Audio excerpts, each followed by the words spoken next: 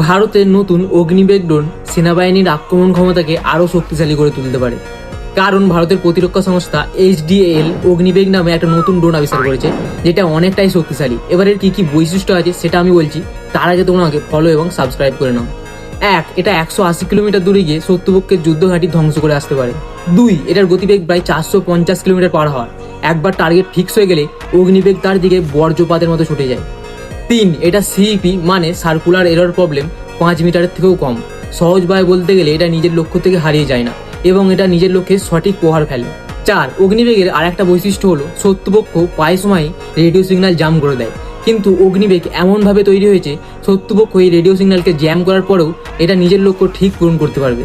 এই বৈশিষ্ট্যগুলো এটাকে একটা পাওয়ারফুল হাতিয়ার বানায়। এটা এখনো পর্যন্ত 100টা অপারেশনের জন্য এবং 6টা প্রশিক্ষণের জন্য ভারতীয় সেনাবাহিনী গ্রহণ করেছে। এগুলো সাধারণত LOC বা LAC-তে মোতায়েন করা হবে। এই অগ্নিবেগ ভারতের যুদ্ধক্ষেত্রকে অনেকটাই শক্তিশালী করবে। কিন্তু তোমাদের কি মনে হয় এই অগ্নিবেগ পাকিস্তান বা চায়নাকে যুদ্ধের সময় কি উপযুক্ত জবাব দিতে পারবে? সেটা তোমরা কমেন্টে লিখে জানাও।